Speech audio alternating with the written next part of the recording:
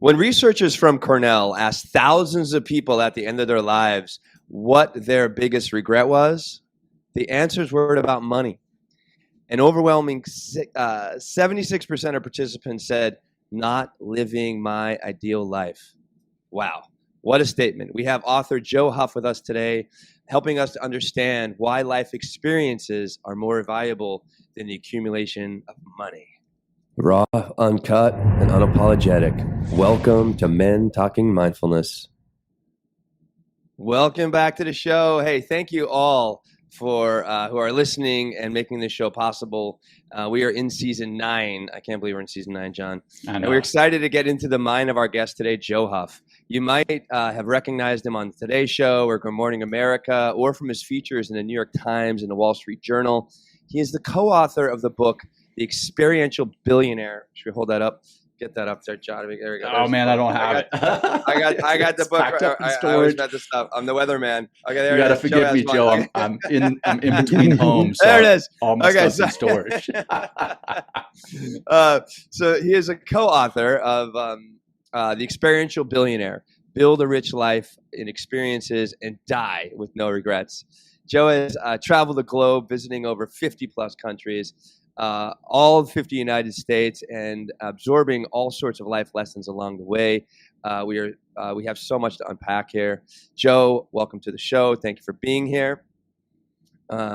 John, hey, it's great to be back. I can't believe that we're in season 9 recording. It's 182nd. I thought it was 183. 182nd full episode. We will bust 200 by the end of the season. This actually week, we're probably going to get over 200,000 downloads, which is great. All right. Hey, John, take it away, my man. Well, thanks for having me. Excited to have you, Joe. It's going to be a great conversation. This is something that Will and I hold near and dear to our hearts. We've never expressed it in these terms, and we're looking forward to making some of our listeners, some of our audience, some of our community experiential billionaires themselves. Right. That said, just a couple of announcements, and then we'll jump in. Hey, if you're wanting to find out what MTM is up to, what myself and Will are up to as a team here at MTM, you can find out everything MTM related by simply texting the letters MTM to the telephone number 33777. So that's MTM to 33777. Or you can visit our website, mentalkingmindfulness.com, fairly easy to remember there. And we have 2 live virtual 9-week meditation courses coming up this fall. One on Tuesday nights at 6 p.m. Eastern, beginning September 10th, and a second course on Sundays at 10 a.m. Eastern, and that one begins October 6th. And again, you can find more about that by texting MTM to 33777 or visiting our website, mentalkingmindfulness.com. Now, that all said, Joe, we like to kick off the show with a little grounding practice just to get ourselves grounded, but also for our audience. So it's really short, just 1 breath grounding practice. So go ahead, find your feet, find your body, find your seat, whatever that looks like. And let's begin by exhaling and holding empty for a second. A nice deep breath in, into your belly first, then into your chest. Holding full at the top, noticing that fullness, and now letting go. Letting go nice and slowly, nice and controlled, easy, easy, easy. And as you wrap up that exhalation, just begin to breathe naturally. Start to bring some movement into your body, wiggling your fingers, wiggling your toes, and noticing that we are in the here and now. Experience this here and now, right? So again, Joe, very excited to get into this with you, and we're going to jump right into this. So we're having experiences all the time, right? In every single moment that we're living. That's what mindfulness is being tuned into that present experience. Well, in your book, what is the context of how you describe experience? Yeah, that's a great question. And I'll start by saying that although my introduction alludes to all of these, crazy world adventures, travel, etc., it's not necessarily about travel specifically or adventure specifically. It's not even really about experiences necessarily versus things. It's about making sure that we're finding and identifying the things that matter to us and taking action to do those things, right? And those things can be small, they can be everyday things. The definition of an experience doesn't have to be climbing Mount Everest for it to be memorable or valuable. It really just means that it's something that you value and that you'll value even more probably in the future. And those are the types of things that we can build more and more of those types of things throughout our life if we actually take time and identify those types of things. Beautiful. Yeah. Thank you for that. And so take us through some of the experiences that you've had. Bridget couldn't be here today. She's the other co-author of this book, Bridget Hilton. But what are some of those crazy experiences there's some really, honestly, I only got the chance to read halfway through the book, but I did enjoy how far I got, and hearing about some of the experiences that you had, some of the storytelling going on in this book. So, maybe take us through a couple of those and what those experiences have done for you.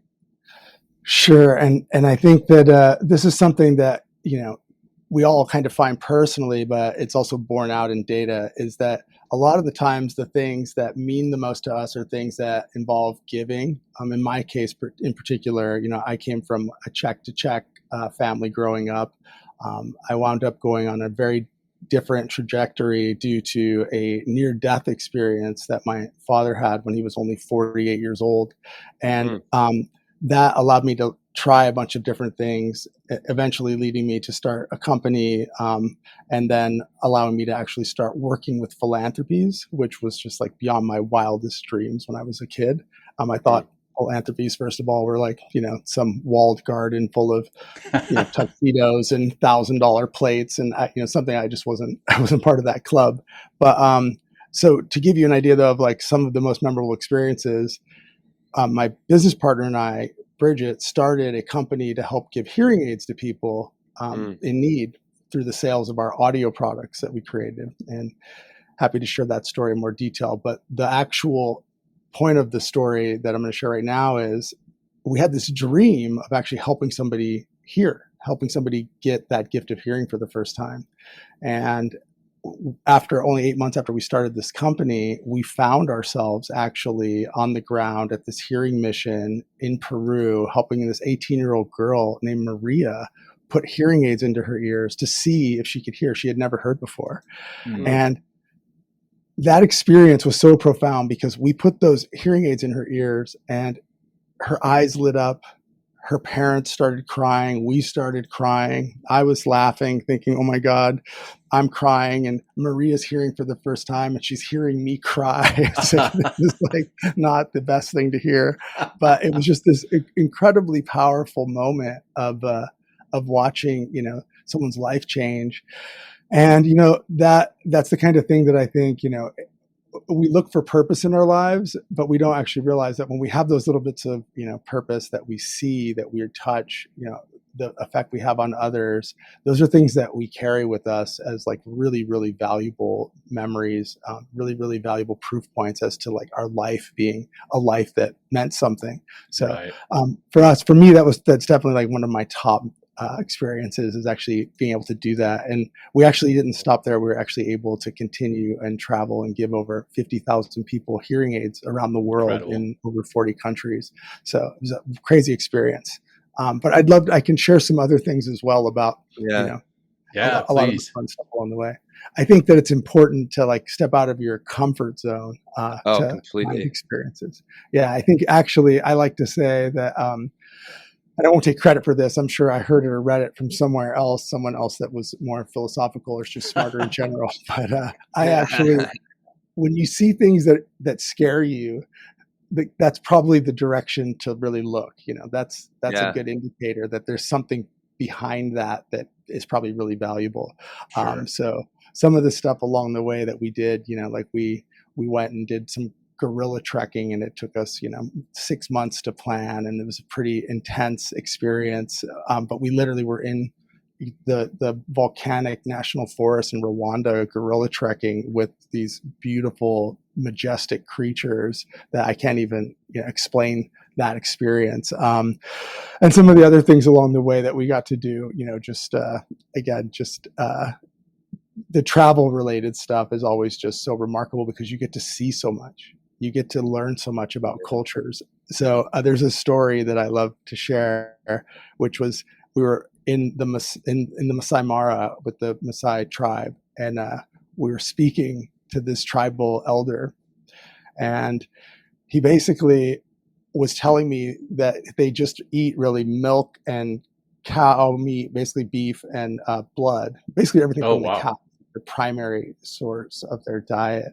And I remember just thinking, that's so different. And then as we started talking about other things, there was so much we had in common that it was just so remarkable to be like Wow. somewhere so far away and start off on something that's like, wow, that's a really different, starting point. And then to come to find that, they love the same types of things like music and dance and all kinds of fun, life quality things. So people are really the same. So just kind of every experience getting exposed and then learning that we're really a lot more similar than we realize. Yeah. Right. Yeah. Will and I talk about compassion, developing compassion, and Will's been through the compassion course at Stanford with Dr. Jim Doty's course that he developed there at the Center for Compassion and Altruistic Research and Education, which that's a mouthful.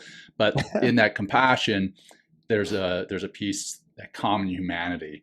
And when you can see that common humanity across your coworkers, your family, and then broadening it out to other cultures, other countries, other ethnicities, we have way more in common than we have different. So I love that you shared that. Will, I'm sorry I stepped on you. I know you were going to say something. No, not at all. I mean, I really love how you brought in the philanthropic piece to this, and so it's like you could read this book or just hear the title of this book and just think like, oh, well, I'm going to go on a great vacation. I'm going to have great experiences. But when you tie those experiences into giving experience to other people or helping other people, it just, not only are you just having a great experience in a different time, in a different culture, in a different way, and all the things that come along with just like being in a different place, but then to help other human beings. It lights up another part of our biology.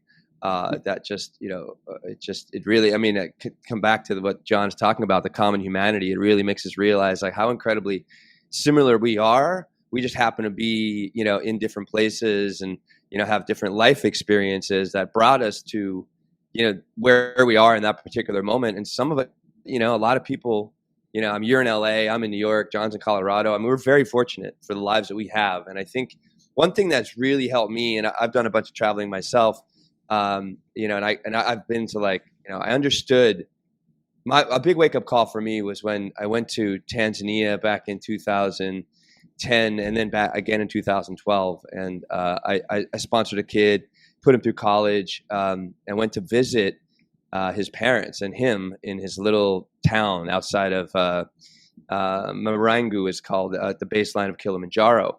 And, you hear the term dirt poor. And then I went to visit this young man who just graduated from college, and I went to his graduation and stuff, and it was a really great experience. But I went to his actual village, and here he's in, his family is living in this one room shack. It has a tin roof, and they have the walls are made of wood and mud, and they're living on the dirt poor, like no floor, no cement, no flooring at all. And I was like, wow. I'm like, hey, I got to go to the bathroom.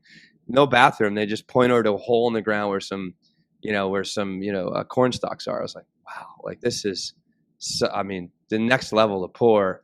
And I came back to the States and I'm like, what do I have to complain about? Like I have running water, there's we have lights, all 24 hours a day. And, so just giving ourselves the opportunity to have experiences like that, has really helped me to be more appreciative of the life that I have and things that we have. And it's, when I want to complain, and of course I still complain, but I complain a lot less, and just also just realizing from these experiences, like what the hell am I complaining about? So I'm with you, Joe. Beautiful. Absolutely.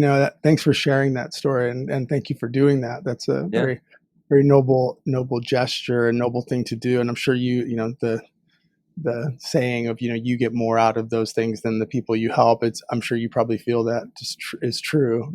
Yeah. It's interesting because it's so contagious.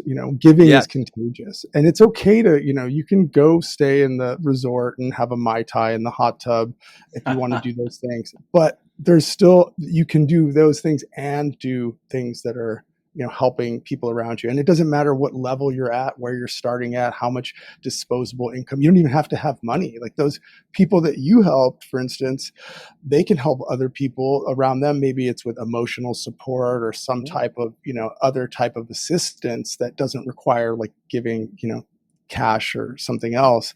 And people around the world do that regularly.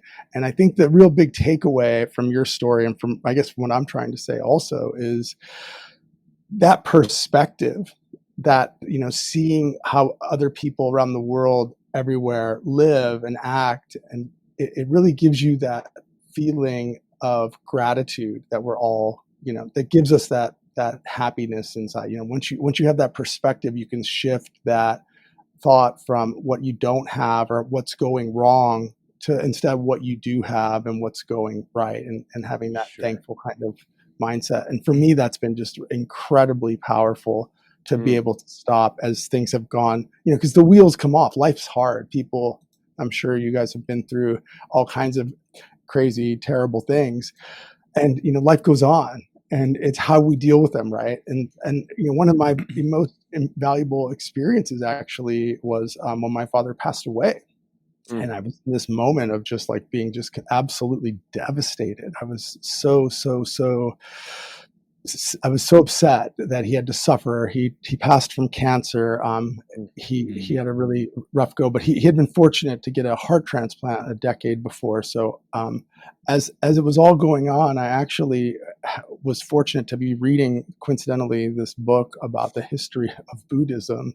And there was all these amazing parallels and allegories in this book that just kept reminding me that there's so much to be thankful for. So instead of thinking about woe is me and poor my dad, I thought how lucky I was. I have a dad. I know my dad, how lucky he was for all the things he had, how lucky, I just started reframing everything. And it just gave me this incredible, burst of life and this urgency again to go after things that I think mattered and identify the things that I think, I could do that would create value for me and for the world at large. And again, not all those things are going to be monetary for sure. Obviously, a lot of, and money, I guess the underlying story for the book is money comes and goes. It doesn't matter if you're a billionaire, you could lose all your money. You can, anything can happen.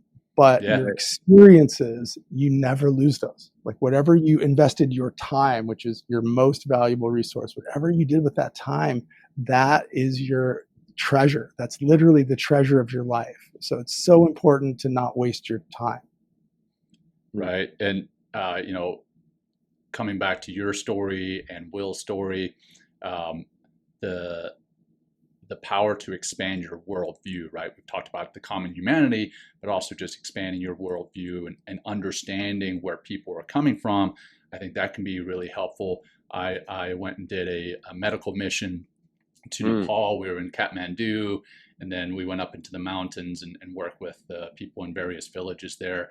And then from there, we had to fly through Dubai. And we're like, well, while we're flying through Dubai, we'll spend some time here.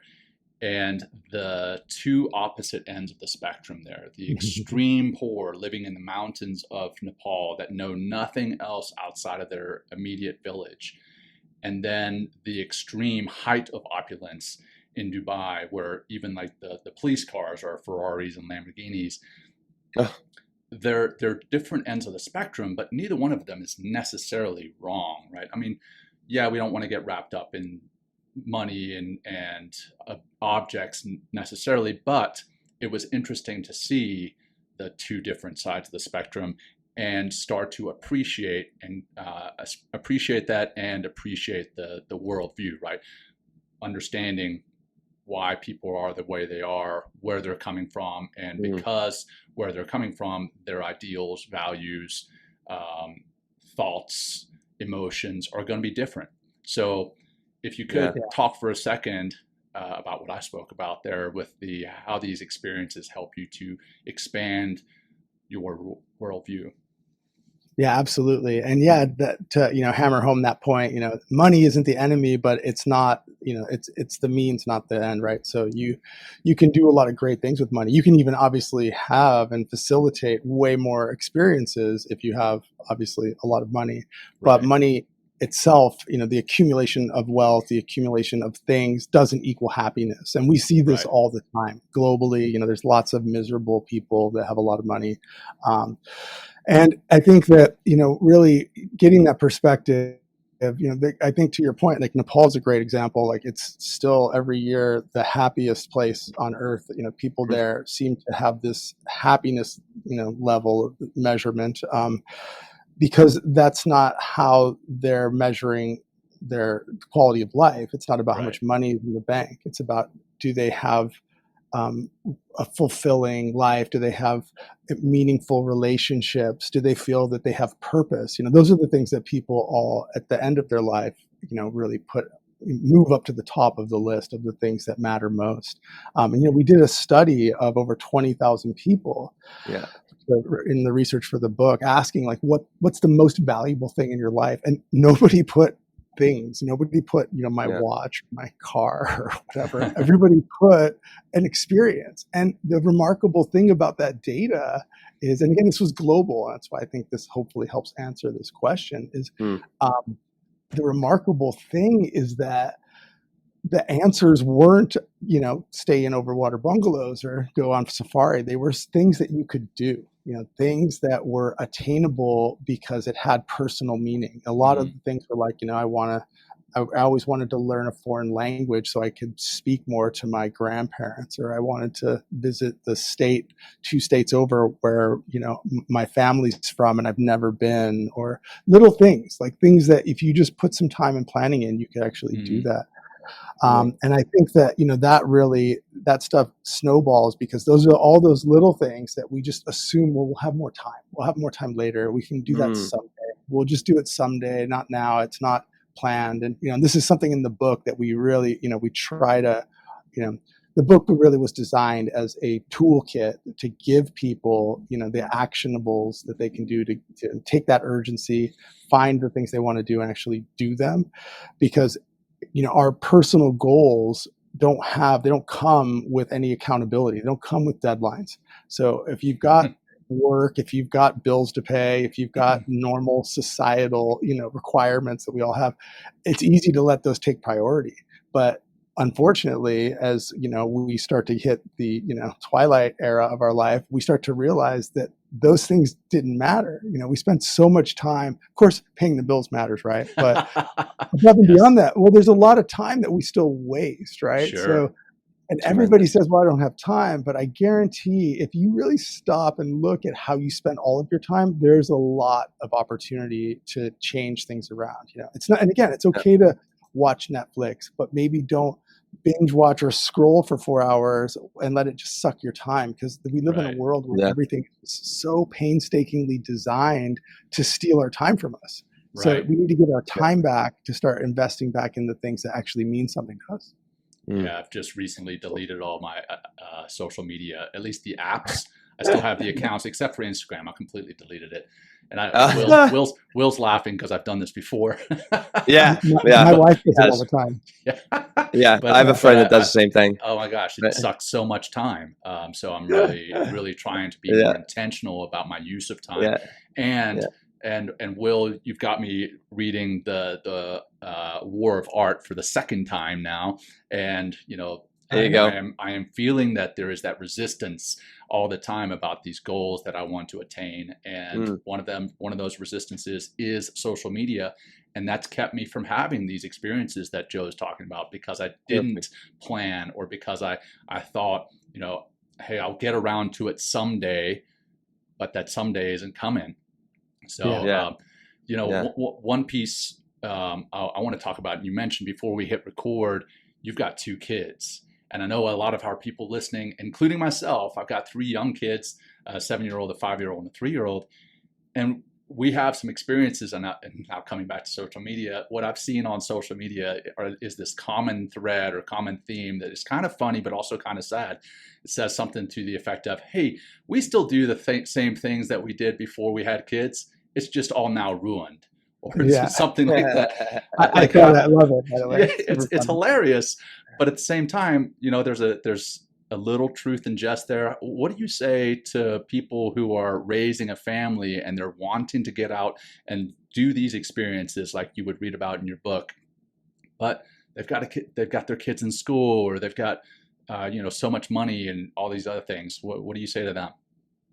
I think they need to do it like the house is on fire. I mean, it's so urgent because the time is so short. It is so fleeting. Your kids are going to grow. They're only going to be 3 years old this one summer. They're only going to be 5 years old that one summer. They're going to these are memories that are so critically important.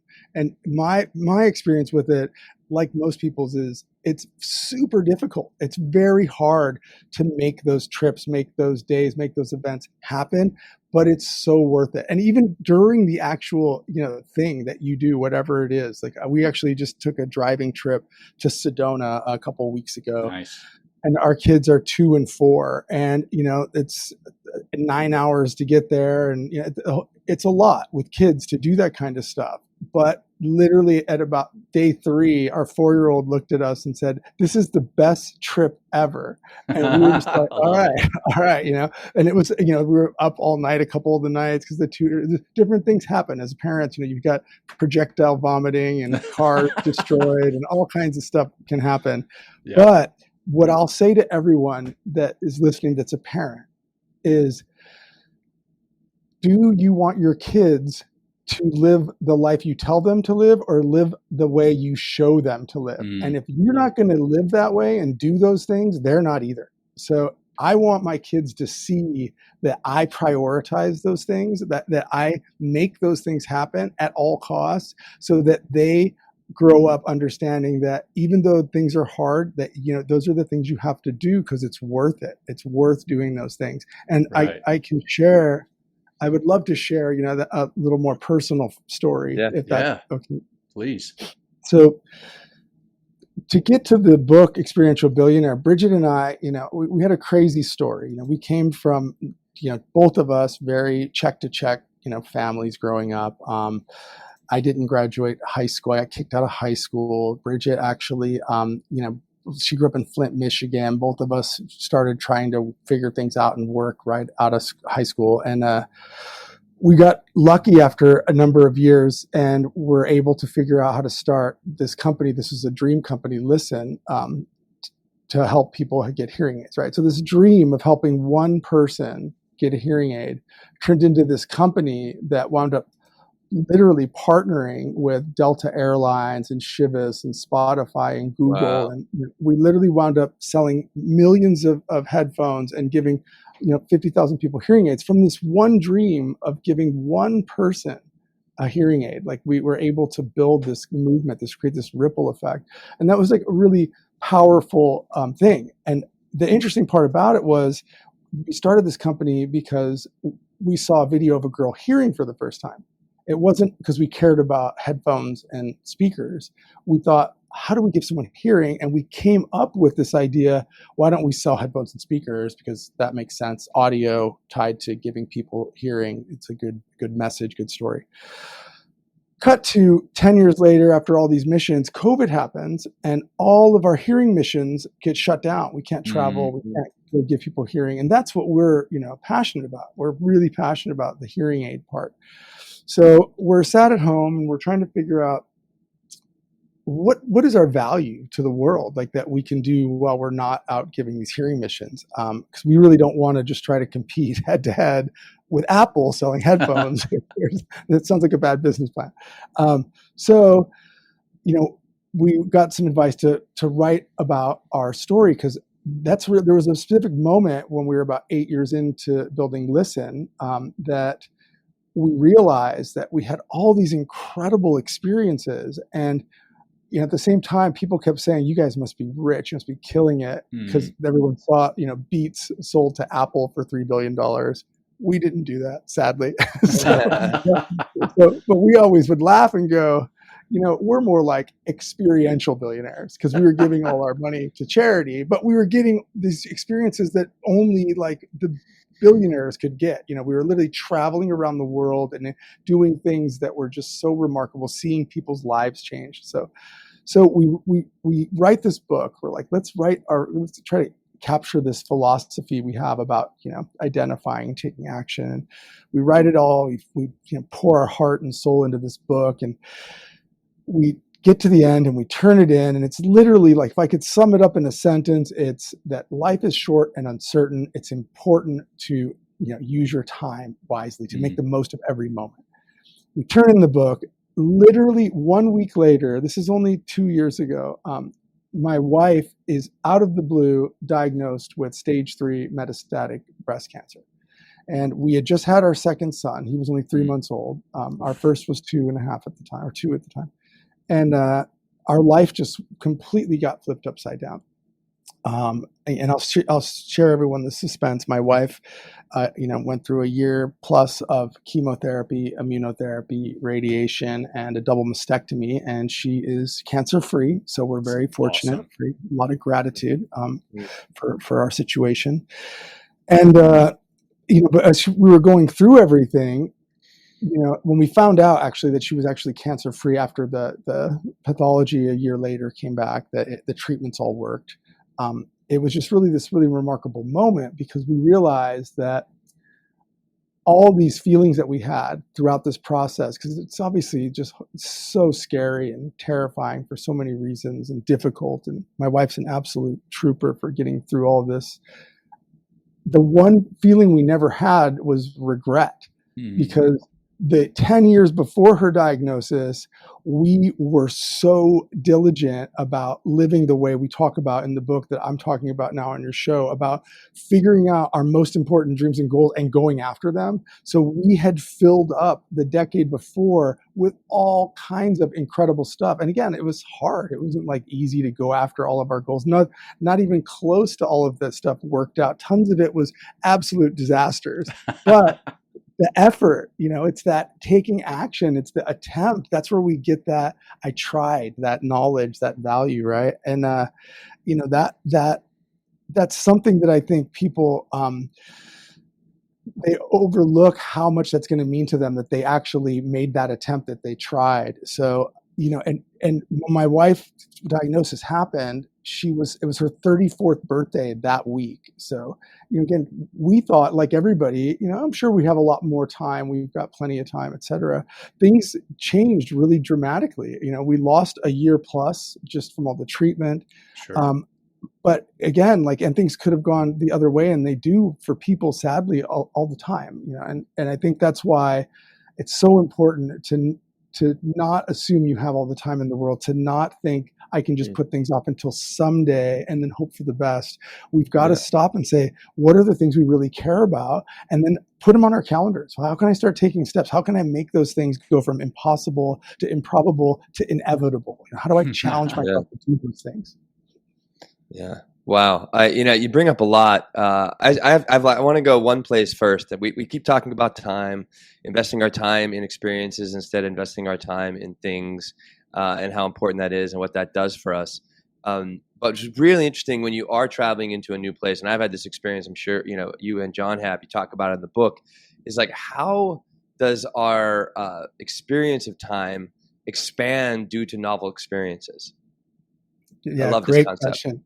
Great question. So there's it's called neophilia, that's basically describes like the way that it's basically how we feel about new and novel experiences specifically, but essentially our mind it expands the time that we perceive around that, because it's not new. We all know, the joke I like to tell people is everybody knows that feeling of, you blink and all of a sudden everybody's singing Mariah Carey and it's Christmas again in your office, right? Like it just happens. You're like, where did the year go? But it's because you're doing the same things every day and it all blurs together. Your brain kind of catalogs stuff differently that's monotonous and different. But if it's something new and novel, not only at the time it actually it can be expanded, or sometimes at the time it might seem to go by a little bit quicker because it's so much to process. But afterwards, when you look back at like that 3-day vacation you took spur of the moment, and where you did a bunch of new activities and met a bunch of new people, it seems like you did 4 weeks of stuff in those 3 days, because it was all new and all different fun experiences. So it just really, it's like a cheat. It's like the only way you can actually expand your time. And the other thing I'll say about that is also when we're most vulnerable and most likely to build new relationships with people. So when you do a new experience with someone else, whether it's a stranger or an acquaintance, you're going to develop a much closer bond with that person because you shared that experience. And the studies around how important relationships are, both to people, as we know, personally, when we get older, like one of the number one regrets people also have is not staying in touch with their close friends, not having close friends. But the other studies that show longevity is directly related to how many close personal relationships you have. Like you'll have an extra 5, 6, 7 years of your life if you have close people in your life as you age. And the way to get those close relationships is by doing things. You're not going to get that sitting at home on your couch watching another season of something. That's just not going to happen. Yeah, you're almost sitting together in regret together. You know what I mean? It's like, oh yeah, let's watch another episode. This is great. Smoke another bowl. You know what I mean? You're sitting there. You're sitting there with regret. It's just like, because there's something about the human condition. Like we want to do things. Like we're given this life, this body to do shit. I mean, and we're our best when we keep doing different things, and you optimize our time, we optimize our experience, we optimize our worldview, and we change our relationship to ourselves. We change our relationship to other people when we give ourselves new experiences or challenge ourselves in some way, which is a new experience in itself. What do you have to say, for those people? You said, some key words like someday. Right. The someday. I have, some, people live with this, and I have people in my family, and I'm sure we all know people like this. It's like, oh, when I retire, I'll start traveling. When I retire, that's when I'm going to start, doing this new thing. When I retire, my life is just going to suddenly change, and everything is going to be, that whole idea of what retirement is. What do you have to say to those people that have this someday when I retire mentality? My life's going to be awesome. I got a lot to say. Yeah, please, because I think people need to hear this. Yeah. Yeah. First of all, I've got the data from the study, 20,000 people, and they don't just say when I retire, they say when the kids are older, when the kids are out of school, when I get a promotion. There's always that next thing that they're going to wait for. That'll be then, it'll be time, when I've got some more money, et cetera. Those things are so misleading. First of all, for the reason I said about like my wife's, situation. So many people are going to find that they're not in a position for another reason outside their control to do the things that they wanted to do later if they wait too long. And that's something that I think is just, a fact, right? There's just too many health concerns, or all kinds of things can happen if we wait too long. The other thing is, I think that people grossly underestimate what they can do in in a certain amount of time, right? So like you said, you've been to like I think 30 countries. I've been to like 40 plus countries or 50 plus countries, and it takes a lot of time to travel. So people that are like, I'm going to travel the world when I retire. It's like, good luck, because it takes a lot of time. Shit. I've been doing multiple countries a year for a long time, and I'm barely scratched the surface, right? So you got to really get started on things earlier. And I think the second thing is that gives people a really good excuse for not doing anything, because they take some big thing, right? They take like, I'm going to do this family trip to Italy. These are, by the way, some of the top things that people told us across the 20,000 person study was, people wanted to travel. They wanted to go to Italy. They wanted to learn an instrument. They wanted to do different things like that. They put up the big thing, and then they don't do anything else because they're just waiting for this big thing. But there's so many small things that we can do every single day. There's so many things that give so much joy. Like you can learn how to cook a new cuisine. You can literally get up in the morning and see the sunrise every day. You can go for hikes in nature. You can do things that rewire your brain and change your relationship with time and how you're spending it so quick and so easy. But if you have like this one, like, oh, I'm actually just going to work all the time and sit at my desk every day all day because I'm going to wait until I retire, you're just grossly mistaken on how that's going to work out. And that's really why the studies show at the end of people's lives, nobody is regretting the things they did that went wrong. Even the trip that they took that went wrong, whatever the thing was, it's the stuff they never did. Right. So don't assume you're going to be able to do it. And the last thing I'll throw in there is that maybe, just maybe, when you're retired, first of all, this is America, you might be ritiring at 90 by the time we retire. Yeah, especially with inflation now, right? Exactly. But you might not feel like, globetrotting, right. Maybe that's where I was going to go next. I'm sure both of you guys, I'm sure you've been to lots of places that we're talking about. It turns out Europe's full of stairs. It's full of, very true. A lot of hills, not a lot of elevators, not a lot of stuff was built, thousands of years ago. So there's a lot of places that people don't realize it's not even going to be attainable. And some of the other goals are just things that might change over time. So I think it's just really doing those things, now when you really want to, and putting that someday onto your calendar, like taking it off of this someday calendar that doesn't exist and saying, you know what, I'm gonna put it on my calendar. But I'd like to do it. I'd like to share an exercise if that's okay. Yeah, please. Yeah, this is in the book. This is a cornerstone of like how people, I think, can get started thinking about this stuff. And we do have a card deck as well that has like a shorter version of. Tell us about that. Yeah, we have the question later, but there you go. Yeah, I love that. I love that you have this. This is great. What a great package. You get the book, do the cards, you know what I mean, and start experiencing stuff. Like, it's like simple recipe. We'll give you the prompts. The cards give you tons of thought experiments, tons of prompts to get you started, because we don't want to be just talking about how you're not doing it right or whatever. And maybe you are doing it great, but this is just to help you build experiential wealth, how to build your experiences. But the first exercise in the book, it's called Find Your Treasure Map. And basically you just pretend that your doctor called and they've got some bad news. You've only got 1 year left to live. Now, really think about that. Pretend that that's real. That situation is real. You have 1 year left of your life. And now write down the 10 things that you absolutely know that you will regret immensely if you do not do in your last year. Take your time. Take 10, 15, 20, 30 minutes to do this exercise and write those things out. And when you're done, you take a look at that list and then ask yourself how many of those things you're actively planning on doing right now that are already on your calendar, on your to-do list. And what's remarkable is most people in our studies, and we do a lot of workshops and keynotes, the answer is none. They're not actually working on any of the things. So we have this crazy disconnect where there's all these things that we actually know that the most important things for us to do in our lifetime, that we would do them at all costs if there was 1 year left to live, yet we're not planning to do them now. Like, why? How? So the first step of the exercise is to take one of those things on that list, break it down into the very smallest steps possible, and then start taking steps. Whether it's, if it's planning a trip, calling a travel agent, figuring out what it costs, getting your passport, right? Or something, right? Anyway, this stuff.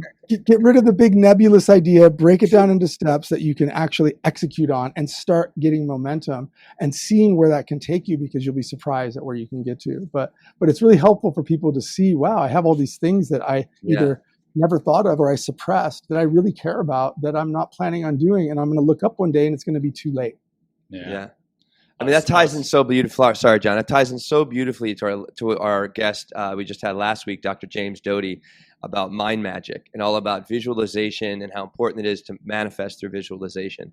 And I love that card deck because it gives you a recipe, it gives you the roadmap, it gives you the necessary ingredients to plug in a little bit every day. When you start seeing it, right, you're going to start planning it. You're going to start taking your energy and actioning towards it, and starts taking those little steps towards it. I mean, it's just like breaking down any goal. Like, we have goals for the show that we continually access, and it's just like these little incremental, what can we do today, this week, this month, this year, in order to, move the needle a little bit more forward. And you can use that exactly, it sounds like what you're doing, exactly the same thing and I love that term you used, to gain more experiential wealth in your life, because experience is, that is the best use to really give ourselves something meaningful, and a meaningful experience is the best use of our time.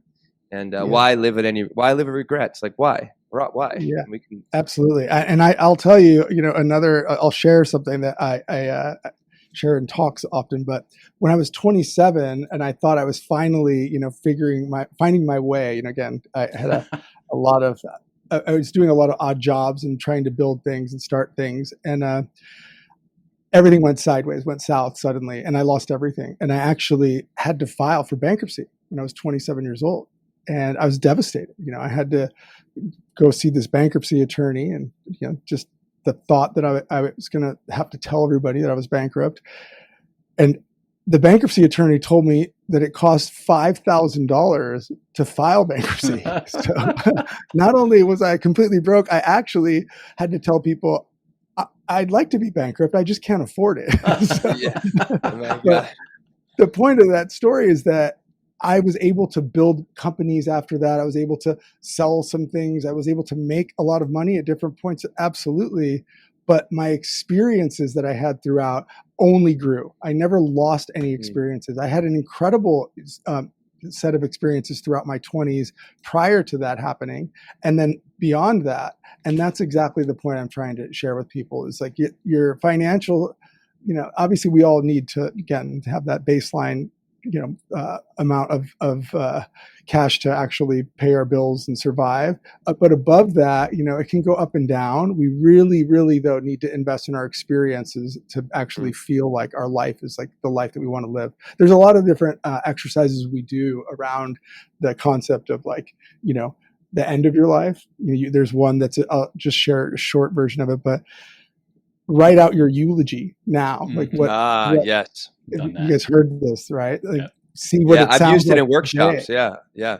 Yeah. And then if it's not what you want it to be, start making changes so that you can have the one that your dream eulogy should be. Right. So those are really interesting ways to think about your life and what it means. Your treasure map reminded me. So, identifying what you want to do within the next year if you got the bad news, and then identifying what are those that you're actually working towards. It reminds me of how I do my goals. I've got this book right here, and at the very front, I've got someday goals, and that's broken down into personal, professional, physical. One of the physical things is to be able to wipe my own butt when I'm 95. So, and then back, like, hey, that's a big goal. And then backing that up into 10-year goals, 5-year goals, all the way back to like today. What am I doing today to enable those? But I haven't thought about doing it with regards, and I just dropped the notebook that I'm telling you about. I haven't thought about doing it with regards to experiences, and I love that. So I'm going to definitely start doing that. Yeah. And then I want to come back to the piece where you talked about traveling when you're retired. I'm sure you've been to Petra, Joe. Have you been to Petra? Oh, God. Funny. I was just in the region in last May, and I had to change. I was booked for Petra, and I didn't go, actually. Petra is amazing. But just when you get past the treasury, you walk a little bit further, and you can walk up to the monastery. And there's these huge steps. I mean, they've got to be 2 feet high, each one of them. And this is, back when I was in the SEAL teams, and I walked up to the monastery and then walked back down from the monastery past the treasury and then back. All in all, it ends up probably being 4 or 5 miles, but it's pretty intense towards the end. And I can't imagine doing that when I was retired, 60, 70 years old. That would be a bad experience, which brings me to my next question for you. What bad experiences, and you even just talked about bankruptcy, that was a bad experience in and of itself, but you learned something from it. What about when our experiences go sideways and it ends up kind of being a bad experience? Can you learn something from that? And can that be one of your more valuable experiences, even though it didn't go quite like you planned it?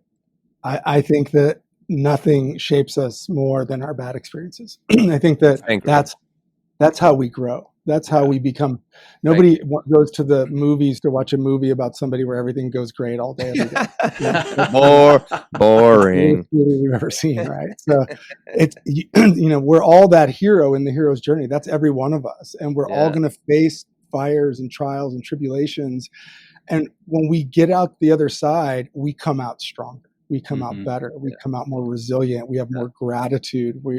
It's everything that you want comes out of the other side of getting through those things. And that's really why I think the idea of the old wise man on the hill or wise person on the hill, they're wise because they know that whatever's happening, you're going to get through it and you're going to get stronger. Like when you're younger, you're a little bit more like, oh my God, the world's ending. But the more you go through things, the more you realize it's going to be okay and I'm going to be better for it. I don't know how yet, but I'm going to be better. And we talk about that in the book. We have a chapter about that. And I think that reframing negative experiences is an exercise everyone can do. You can just take an experience from your past and say, what are some positive things that came out of this?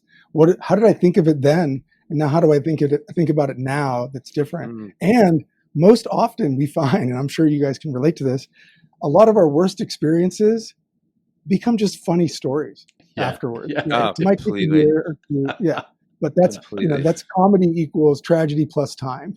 So that's good. I've never heard that before. That's awesome. Yeah. During the trials of my bankruptcy, my cousin, who's extremely funny, I was absolutely borderline.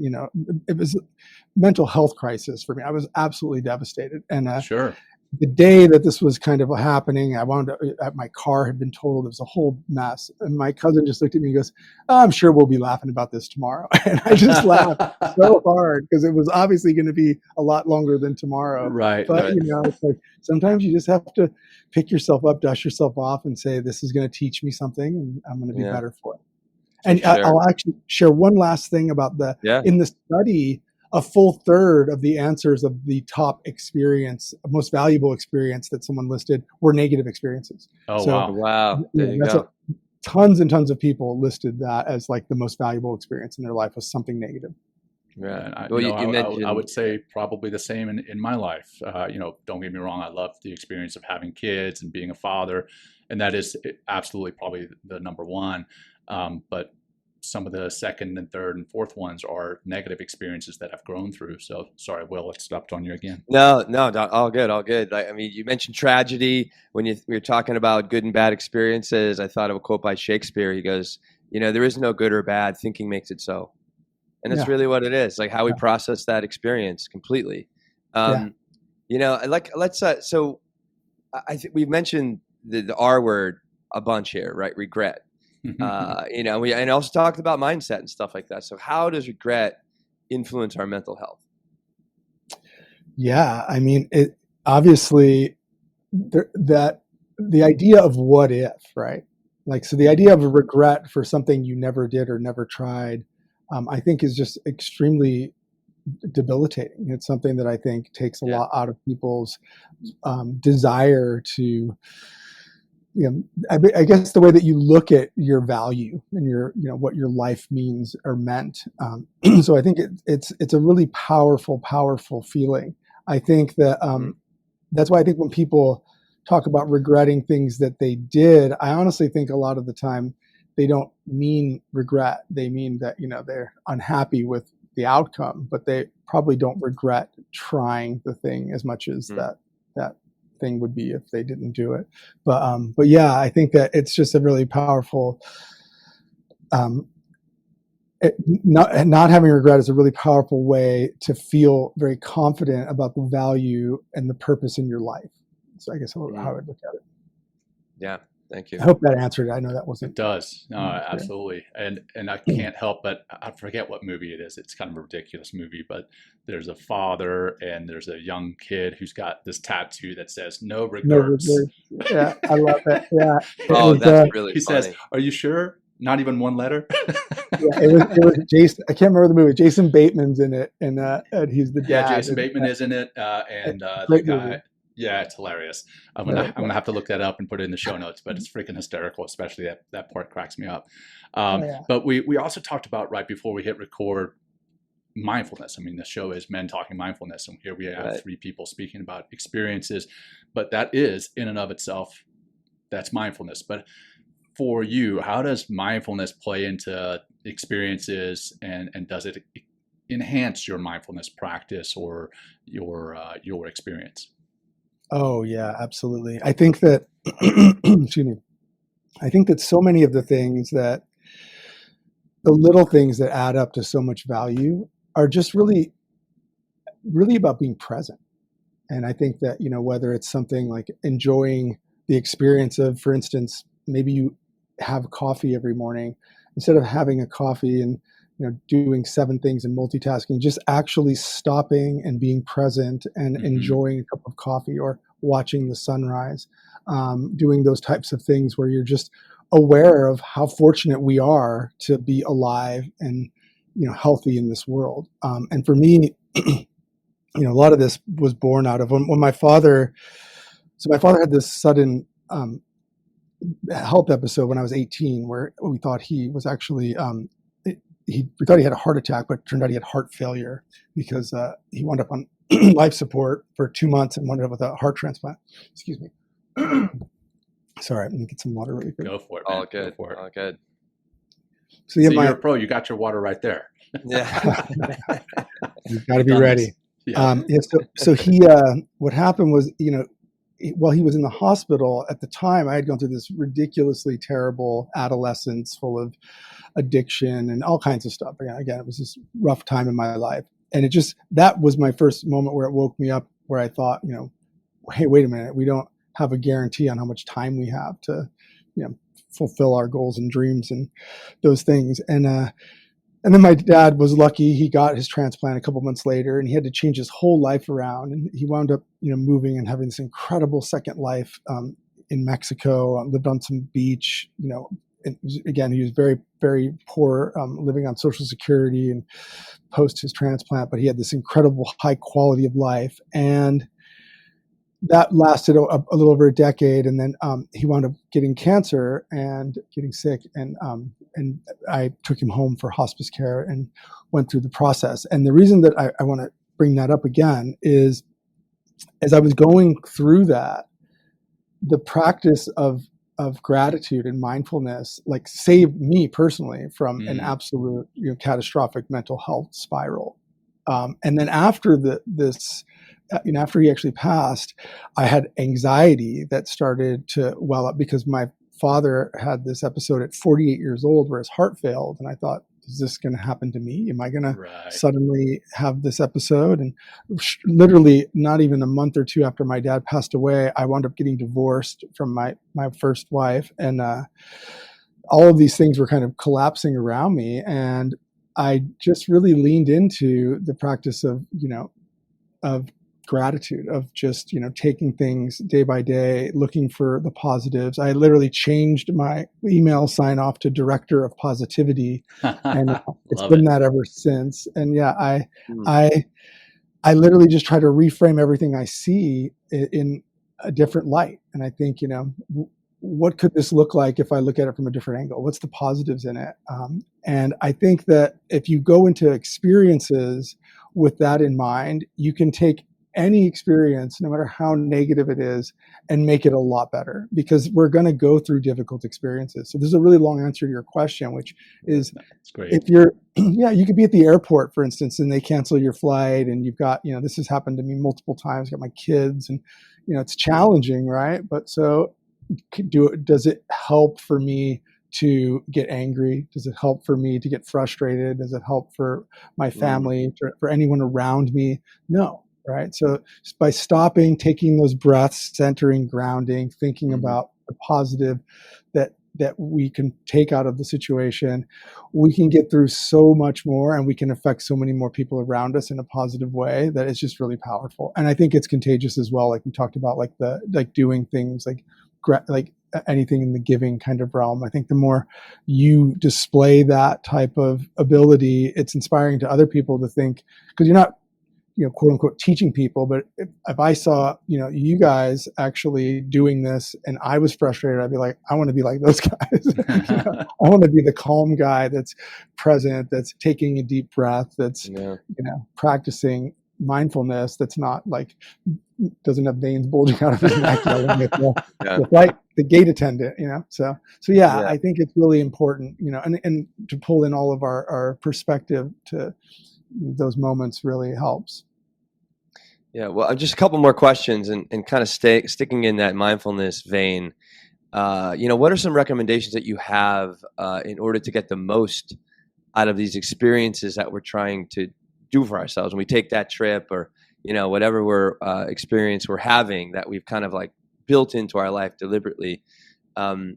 What can we do? I mean, journaling or photos, or what are some things that you've learned along the way that really help you to capture more of that experience, not just the memory of it, but maybe more of that, the uplifting of the soul that comes from giving yourself worthy experiences?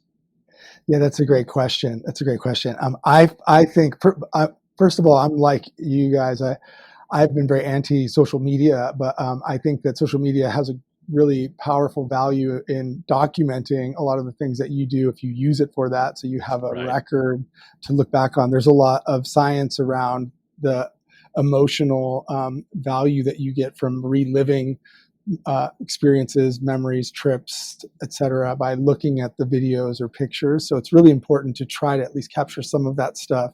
And of course, doing different things, like we talked about the neophilia. Like, even if you really want to go to the same place every year on holiday, do different stuff while you're there. And I strongly recommend trying to do different things, because the older we get, especially, we start to fear anything different because it seems harder or scary.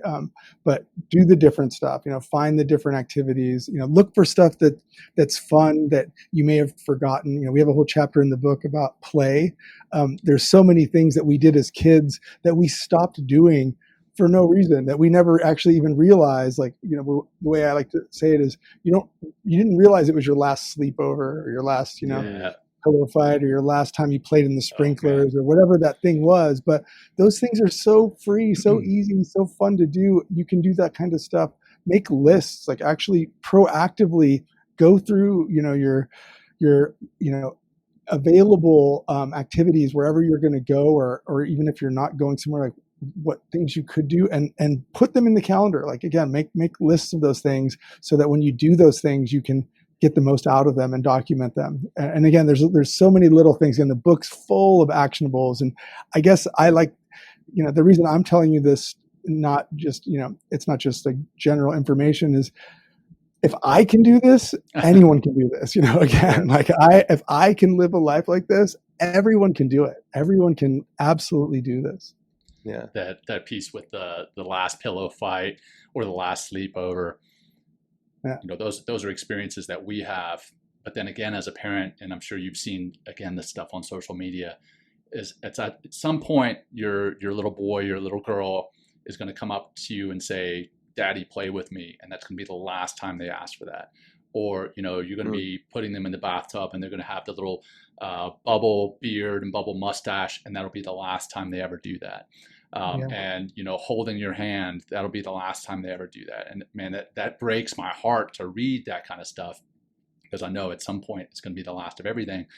But understanding that helps you to appreciate those times that you are doing it, that you are getting asked by your kid to play with you, that you are getting asked by your kid to hold your hand or hold their hand.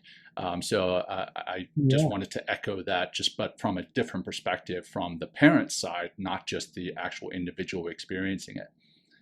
Yeah. I mean, I think of it all the time. If I'm tired and my kids are being a little clingy and needy while I'm trying to do something, and it's like, about bedtime, and I'm just trying to get their dinner ready or something going on, and I'll have to stop and do just what you just said. I'll stop and think, what? They're not going to always want to hang on my arm. They're not going to want me to pick them up and give them a hug. And again, for me personally, I just think 2 years ago, my wife was getting diagnosed with cancer, and here I am getting to spend this time with my wife and my 2 kids. Like, these are moments that are so incredibly valuable. I can't be annoyed with them. I have to be grateful and happy about them. And we're all human. We're going to have moments where things, overflow, and we're like, I might react. But it's knowing that, okay, we just have to keep reminding ourselves, just like mindfulness in general. That's like, there's not a perfect. It's just constantly trying to be a better. So right. And that coming back to the bad experiences ending up being some of your best. there's fingerprints of the kids all over the windows, and there's toys all over the house.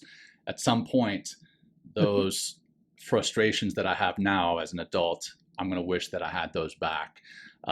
So, hey, Joe, what is, one thing or anything really, maybe multiple things that we haven't discussed yet? Oh man, well, there's lots of tools I think that are available that I haven't mentioned that. If you want some specific stuff, we have a bunch of the tools on our Experiential Billionaire website. It's all free, by the way. So if anybody doesn't want to actually read the whole book, you can actually use the exercises and go through a whole bunch of the exercises to help you get on your way and get started. Again, and the card deck is like a quick and easy way for people to find and rediscover their dreams. Yeah, I think that, to me, I think the thing that we probably haven't leaned enough into or talked as much about is how this all relates to relationships and how important relationships are. Because I really firmly believe that, no matter who you are, you didn't get to where you got or where you're going. You're never going to get there without so many people helping and supporting and believing in you. And I really think that, that's just such a key component. And when we speak about this stuff, especially, to communities or corporations, divisions, teams, all that, we can't emphasize enough how critical it is to build those types of strong relationships and that type of trust and belonging through shared experiences. Because it's just, you could sit next to somebody in a cubicle for 5 years, not know really anything about them. But if you go on like a 2-day camping trip with them, with a tent next to a river, you're going to be really close by the end of that trip. You're going to have a whole different idea and understanding, and it's going to help you, really identify with people a lot better. Love that. Yeah. Wow. This has been great, Joe. Really, one last thing. If somebody's just listening, they're like, oh, this is all for those other people. I have financial problems and I have difficulty paying my bills. It's like, what do you have to say from this experiential, providing yourself experiences for somebody that might not have the means right now, but maybe later on to, afford a bigger trip like we've talked about. So what do you have to say to them? Somebody that has or maybe they're trying, maybe families are trying to put their kids through college and, really have a tight budget in order to to make that possible for them. What do you have to say for that? Yeah. I think, those are extremely common reasons. The number one reasons were, I don't have the time, I don't have the money, or I'm afraid, or I just haven't got around to planning. That's really that's it. Yeah. That's all of everyone's reasons. You have to start where you can. So it might take the same person, it might take 2 years to plan a family trip to Italy, and another person might be able to plan it in a month, just depending on their resources. But start where you are, start where you can, and take steps. If you don't start, you're not going to get it done.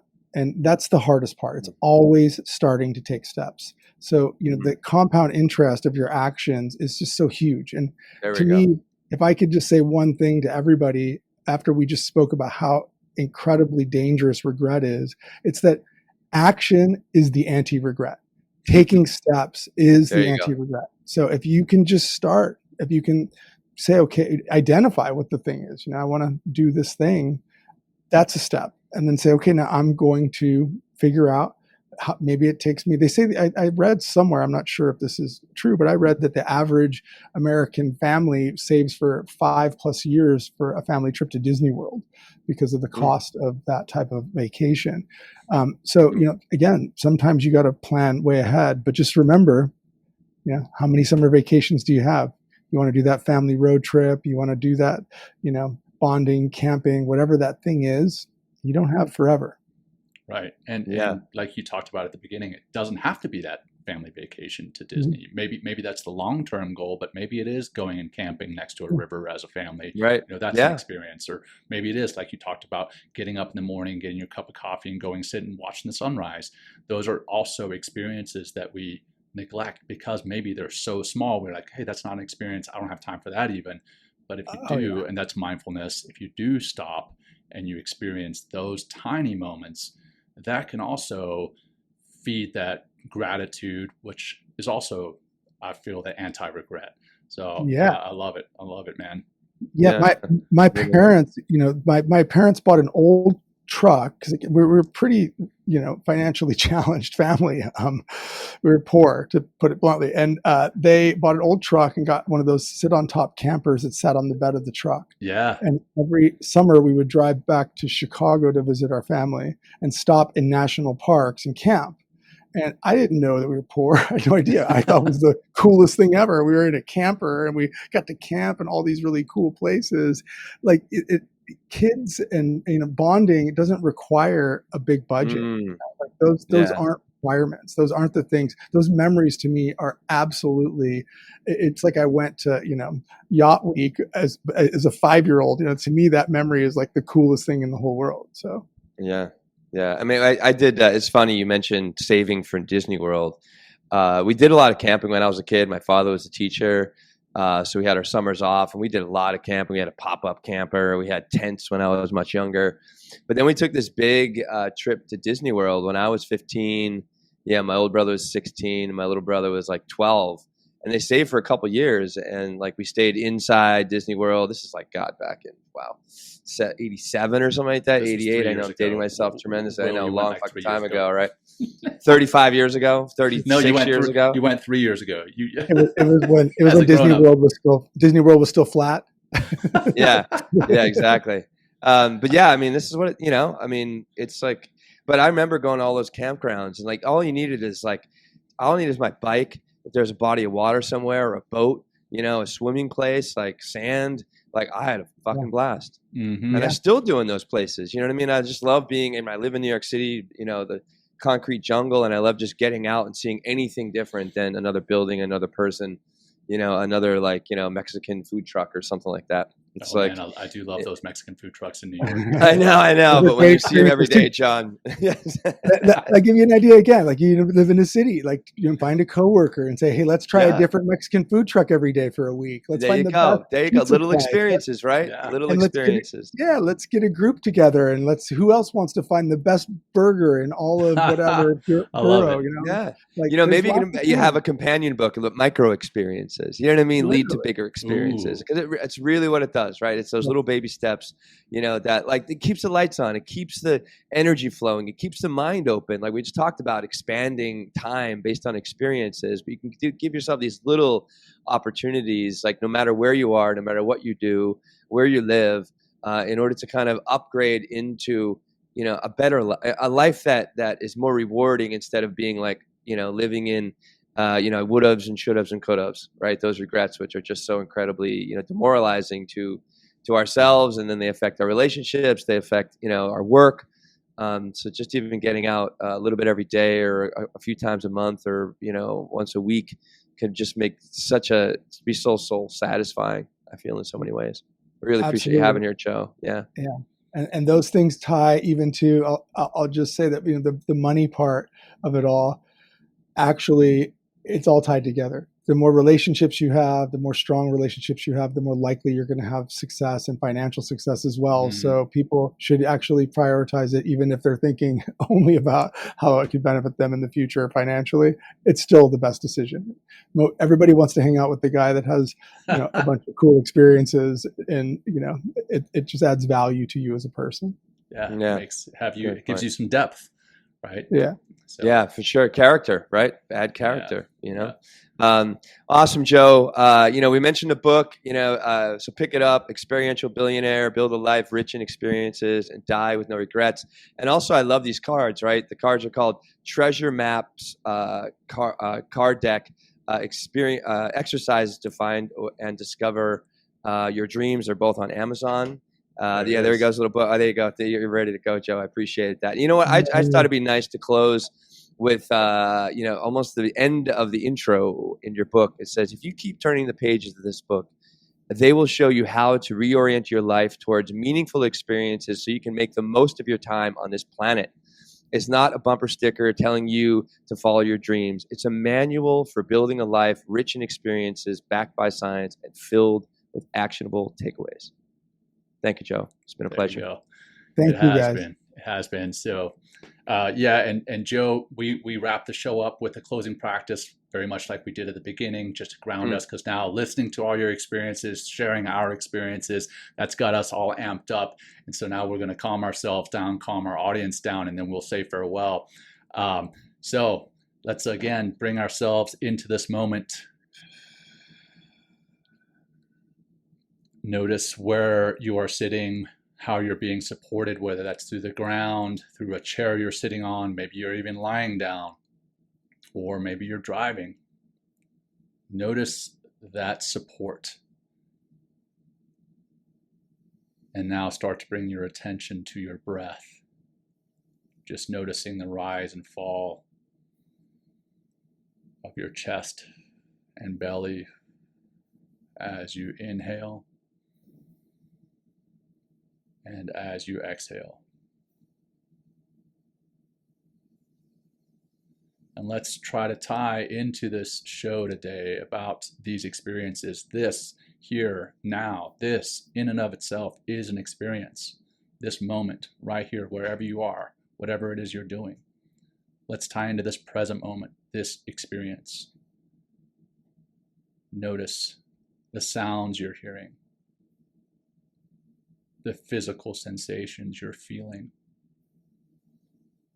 the smells you're smelling or not smelling, the lack of a smell, the tastes, what you're seeing. If your eyes are open or closed, we're still seeing something. And then the emotions you're experiencing, the emotions you're feeling in the here and now, right here, right now.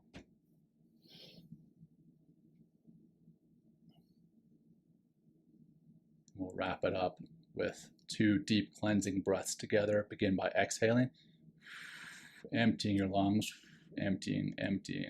Deep breath in, into your belly, then into your chest, holding at the top, and releasing nice and slow, and holding empty again at the bottom. Deep breath in, hold at the top, and breathe out this experience. And think about the experiences that you're going to have today and tomorrow and down the road, next week, next month. Here we are. All right. If your eyes were closed, go ahead and open them back up. And again, Joe, thanks so much for being here with us. It's been an absolute pleasure. It has been an experience, and we feel that we are that much richer for having you here today. We appreciate you. And for our audience, thanks for tuning in. You know where to find us. Until next time, take care. Peace. Thank you, Joe. Thank you for joining us today. We hope you walk away with some new tools and insights to guide you on your life journey. New episodes are being published every week, so please join us again for some meaningful discussion. For more information, please check out mentalkingmindfulness.com.